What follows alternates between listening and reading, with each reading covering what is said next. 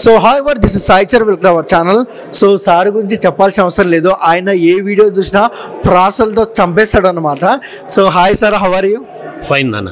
So first okay. So my baby cinema ఎలా అనిపించింది?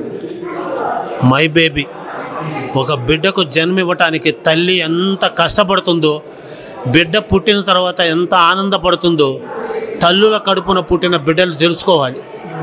ఆ మాతృక్షోభ ఈ సినిమాలో అబ్బా, ఆ తల్లి ఆ బిడ్డ స్పర్శ చేయగానే నా బిడ్డ కాదు అని చెప్పిన సన్నివేశం ప్రతి ప్రేక్షకుడు గుండెల్ని టచ్ చేసింది.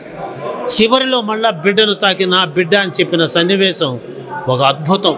ఇటువంటి గొప్ప చిత్రాన్ని ఇచ్చిన కొండేటి సురేష్ గారికి నిండు మనసుతో కృతజ్ఞతలు తెలుపు చేస్తూ ఈ యొక్క చిత్రము అద్భుతంగా ఘన విజయం సాధించాలని, గొప్పగా రాణించాలని కోరుకుంటూ ఆశీర్వదించాలి. మనం థియేటర్లకే రావాలి ప్రేక్షక జనం, సురేష్ గారికి తిరిగి రావాలి ధనం, మళ్ళా రాబోయే సినిమాలకు పెట్టాలా ఇంధనం. సురేష్ గారికి ప్రేక్షకుల తరపున అభివందనం, అభినందనం. సార్ మేము చూస్తున్నాం next big movie after deputy CM తర్వాత మొదటి మూవీ హరిహర వీరమలు. సో ఎలాంటి ఎక్స్పెక్టేషన్స్ ఉన్నాయి సార్? ప్రతి చిత్రం మీద ఎక్స్పెక్టేషన్స్ ఉంటాయి సార్. 5 సంవత్సరాలు ఆగినా కూడా నిర్మాత ఏఎం రత్నం గారు, మా బుచ్చిరెడ్డిపాలెం రత్నం గారు ఆ సినిమా కోసం ఆయన్నే పెట్టుకొని ఆయన కోసమే నిలబడి 5 ఏళ్ల తర్వాత పూర్తి చేస్తే గొప్ప మనసుతో తన రెమ్యూనరేషన్ కూడా తిరిగి వాపసు ఇచ్చేశారు చూడు పవన్ కళ్యాణ్ గారు. అదే నిర్మాతలను కాపాడుకోవాలి.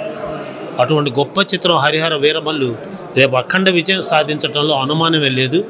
ట్రోల్స్ వేయొద్దని మనస్ఫూర్తిగా కోరుకుంటున్నాము. ఎందుకంటే చిత్రం విజయం సాధిస్తే అందరికీ అవకాశం ఉంటుంది, మళ్ళీ కొత్త కొత్త చిత్రాలు రావడానికి అవకాశం ఉంటుంది. ఇది కోట్ల రూపాయల పెట్టుబడితో కూడినటువంటి పరిశ్రమ.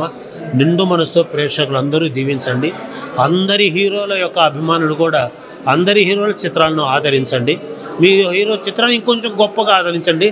3-4 సార్లు వెళ్ళి అందరం. సినిమాకు హరిహర వీరమల్లు మనం చూసుకున్నట్టయితే చాలా వరకు జూన్లో రిలీజ్ కావాల్సిన సినిమా అంటే థియేటర్లో బంద్ చేస్తారు, ఈ విధంగా ఆపేస్తున్నారు. హరిహర వీరమల్లుని ఒక డిప్యూటీ కళ్యాణ్ గారి సినిమాని ఆపడానికి కొంతమంది చూశారన్నారు. సో ఫ్యాన్స్ కూడా ఫైర్ అయ్యారు.